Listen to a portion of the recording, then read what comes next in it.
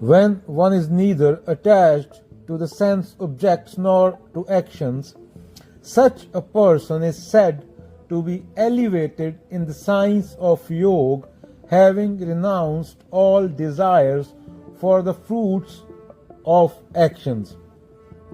जब आत्मज्ञान से प्राकृतिक विषयों को और मेंटल मानसिक विषयों को देख लेता है तो डिटैचमेंट आनी चालू हो जाती है। इसी को योग बोला गया है। तो 3 कंडीशन बोले गए हैं: non attachment to sense objects, non attachment to actions और थॉट विचार। So long as the mind is attached to the sense objects, it runs outward for the enjoyment of worldly pleasures. When the mind does not turn inward, yoga is not possible. When dispassion develops, the outgoing tendency of the mind stops, and then it can easily be trained to look for the self within. Nishkam karma माने again कर्म होना और फल पाने वाले का ना होना, कर्म करने वाले का भी ना होना। जब मन शुद्ध हो गया तो कर्म करने वाला कौन हुआ? मैं तो नहीं रहा। शुद्ध मन की अवस्था में जो कर्म होता है उसी को निष्काम कर्म बोला गया है। Non-attachment to sense objects and actions और सब विचारों से परे are the attributes of yoga.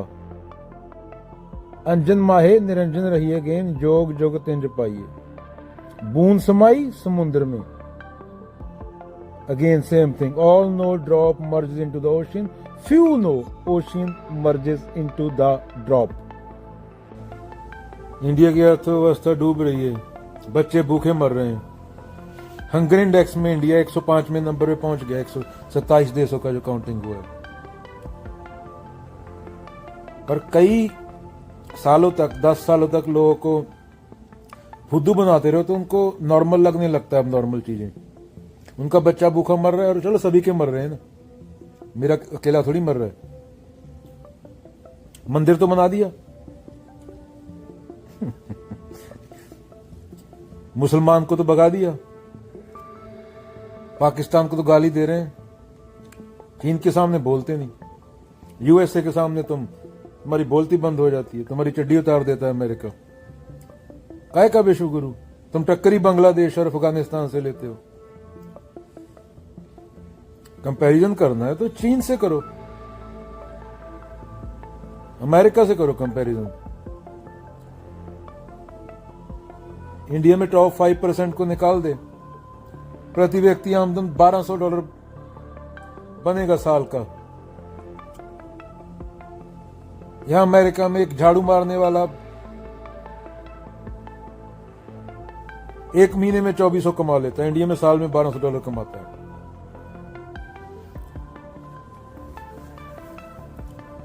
और विश्वगुरु बन गए तुम। किस चीज में विश्वगुरु हो भाई? तुम्हारा पासपोर्ट देख के तुम्हें देश घुसने नहीं देते। पासपोर्ट रैंकिंग देखो अपनी, 2014 के बाद क्या हुआ। किसानों की हालत देखो 2014 के बाद क्या हुआ। सुसाइड बढ़े या नहीं, रेप बढ़े या नहीं। मोदी तो बोल रहा था रुपया 20 पे ला दूंगा डॉलर के मुकाबले, इलेक्शन के टाइम 2014 के। अब क्या है, कितने पे आया? मेरे हिसाब से 86 पे पहुंच गया। गैस सस्ती हो जाएगी, रामदेव रोज बोलता था। गैस की हालत देखी। हाँ, पर मंदिर बन गया। मंदिर के बाहर भिखारी भी बढ़ गए, भूखे भिखारी बैठे होते हैं। जिस देश में उपनिषद लिखे गए हों उस देश का ये हालत। इंडिया की 98% जनता को तो तरस खाने लायक है उनकी हालत। पानी, हवा, मिट्टी कुछ नहीं छोड़ा। हाँ, मंदिर बन गया। 2 बच्चे हैं, दोनों चाहे कैंसर से मर जाएं, मैं ही मर जाऊं, पर मंदिर बन गया, मुस्लिमों को सेट करके रखा। अरे मुस्लिम तुम्हारे ही हैं। एक दिन पहले तुम एक साथ बैठ के रोटी खा रहे होते हो, अगले दिन न्यूज वाला कुछ गलत न्यूज दिखा देता है, तो तुम एक दिन में दुश्मन बन जाते हो। पशु हो क्या जानवर हो? इंसान हो पहले। हिटलर ने 10 साल प्रोपेगेंडा चलाया था तो लोगों को नॉर्मल लगने लगा था चीज।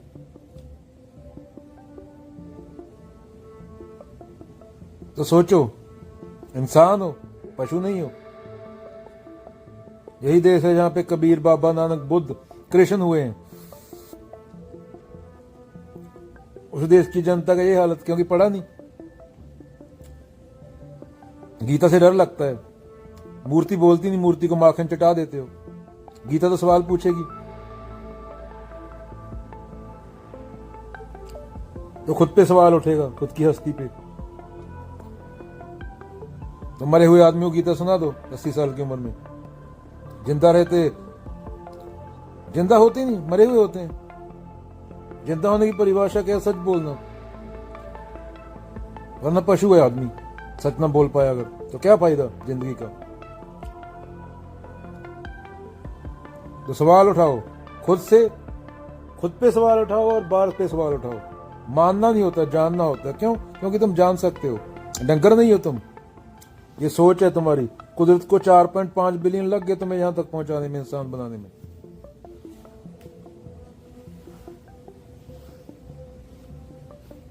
तुमने गीता पढ़ ली, उपनिषद पढ़ लिए, आदि शंकराचार्य को पढ़ लिया, तो तुम फुद्दू नहीं बनोगे ना।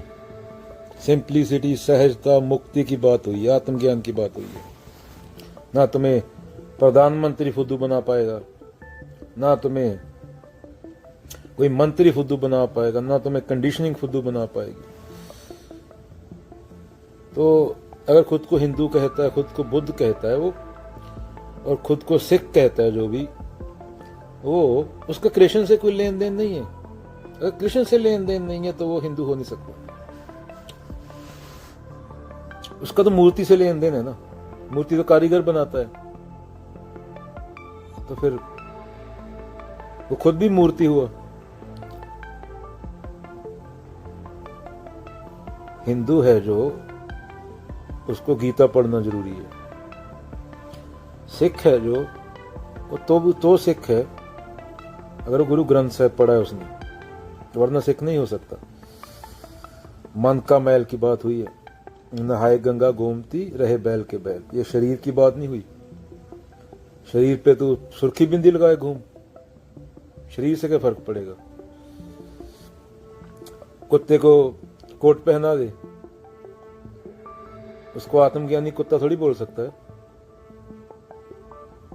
दिख पे नहीं जाने का, ज्ञान पे जाने का। और ज्ञान भी असली वो होता है जो तेरे अहंकार को खत्म कर दे। नहीं तो मूर्ख लोग फुद्दू बनते रहे, पूरी हिस्ट्री में फुद्दू बनते हैं और फुद्दू बनते रहेंगे। कुछ लोगों के हाथ की कठपुतलियां, वो धर्म की चटनी भांग पिला देते हैं।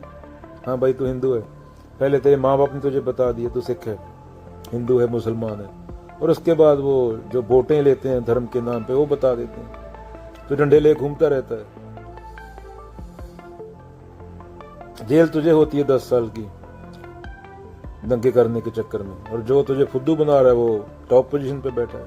चाहे रिलीजन वाला हो, चाहे कारपोरेट वाला हो, चाहे मंत्री हो, तीनों मिलके काम करते हैं। तीनों का एक दूसरे के बिना चलता नहीं।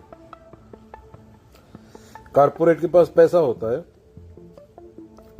मंत्री के पास पावर होती है, और रिलीजन वाले के पास जो झूठा गुरु होता है उसके पास एक कट होता है। एक कट कभी कबीरों के या बुद्धों के पास एक कट नहीं मिलेगा, जब बाबा नानक के पास। हाँ, उनकी मूर्तियों के सामने कट मिल जाएगा। बाबा नानक के साथ मर्दाना था और कौन था? बुद्ध के 10-12 शिष्य थे, जीसस के 13 थे। 13 को गलत मानते हैं। सब भाग गए थे जब सूली पे चढ़ाया गया था जीसस को। कोई भी नहीं बचा था, हाथ खड़े करके भाग गए सब। सुकरात अकेले थे। तो जब इंसान होता है तब समाज उसको मूर्ख बोलता है, और बाद में मूर्ति बना लेता है उसकी, क्योंकि ये मूर्ति बोलती थोड़ी है, मूर्ति आके बताएगी थोड़ी। अभी बुद्ध मूर्ति में से निकल के थोड़ी बोलेंगे अरे मूर्ख क्या कर रहा है। मैं पूरी जिंदगी जिस चीज का विरोध किया तो मेरी मूर्ति उठा के अपने घर के सामने मिट्टी की बना के रख ली। बाबा नानक बोलेंगे फोटो मेरी ही लगा रखी थी, मेरी भी नहीं है तो किसी और की है। मेरे टाइम पे तो फोटो खींचते नहीं थे, पता नहीं किसकी है। 14वीं सदी में कौन फोटो खींचता था? किसकी पूजा कर रहा है भाई? मैं तो ये पत्थर की इमारत में घुसने से मना कर दिया था। मैं तो बाहर खड़ा होकर आरती कर रहा था। गगन में थाल रवि चंद दीपक बने तारिका मंडल जंत मोती। अभी मूर्ति फोटो थोड़ी बोलेगी। फोटो को हाथ डालो, सिल्क के कपड़े डाल दो। बाबा नानक तुम्हें लगता है सिल्क के कपड़े पहनते होंगे? मजदूर आदमी थे वो, क्रांतिकारी आदमी थे, पैदल चलते थे, फकीर आदमी थे, बेपरवाह आदमी थे। लापरवाह नहीं, लापरवाह अलग होता है, बेपरवाह। तो उनको पढ़ो, वरना धर्म तो क्या तुम इंसान भी नहीं हो, तुम पशु हो। अगर खुद को सिख बोल रहा है तुझे बाबा नानक को नहीं पढ़ा तूने तो काहे का सिख? जाली सिख है तू, पशु है पशु। अगर हिंदू बोल रहा है खुद को, तेरे को गीता नहीं आती तो तू पशु है, तो हिंदू क्या, सनातनी क्या, तो कुछ भी नहीं है, पशु है, डंगर है। अगर बुद्धिस्ट बोल रहा है खुद को और बुद्ध का तुझे पता नहीं, बुद्ध की मूर्ति रख के सर पे घूम रहा है, तो तू पशु है और तेरा शोषण होगा और तू ही उसका जिम्मेदार है। कंडीशनिंग से बाहर निकलना। बुद्ध ने भी यही बोला है, अलग नहीं है। हाँ, तुझे बताने वालों ने अलग बना दिया, क्योंकि तुझे स्कूल में नहीं बताया गया। तुझे स्कूल में ट्रिग्नोमेट्री सिखाते रहे, तेरी लाइफ में घंटा नहीं यूज किया तूने ट्रिग्नोमेट्री कभी। ब्रिटिश एजुकेशन सिस्टम चल रहा है अभी भी। बच्चे को 14 साल की उम्र में खत्म कर देते, मजदूर बना देते हैं इसको। नौकरी ले ले, 65 साल की उम्र में रिटायरमेंट मिलेगी। दुनिया की सिर्फ 12% आबादी है जो 65 साल की उम्र तक पहुंचती है। 88% 65 से पहले लुढ़क जाते हैं। तो कौन रिटायर होगा? काहे का रिटायर? वॉरेन बफेट बोलता है saving sex for old age. कल का किसको पता? अभी बैठे बैठे दौरा पड़ जाए, वो 20 साल का सोच रहा है।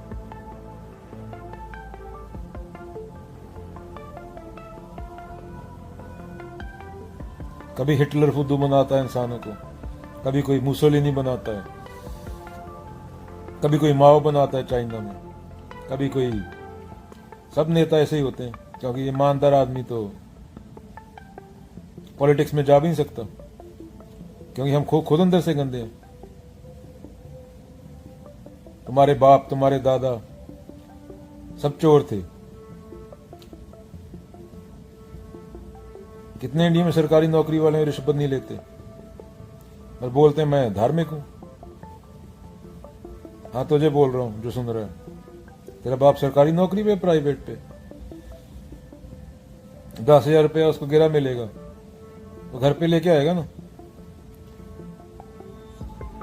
या किसी गरीब को दे देगा, समाज कल्याण के कार्य में यूज करेगा, तो या अपनी बीवी के लिए साड़ी लेके आएगा, अपने बेटे के लिए कुछ लेके आएगा। तो यही है, यही तो ईगो है। धर्म कहाँ है? अगेन, पशु भी नहीं है हम, इंसान बनना होता है, यही जिंदगी का मकसद है। मुक्ति तो बहुत दूर की बात है, इंसान बन जाओ कम से कम। अपने ग्रंथों को उठा के पढ़ लो। जिंदगी में 10,000 मूवी देख डाली होगी, उसका 1% टाइम भी नहीं लगेगा धर्म एक ग्रंथ को पढ़ने में। पशु पूरी तरह से प्राकृतिक जानवर होता है। तुम एक शेर को ब्लेम नहीं कर सकते गाय को मार के खाने के लिए।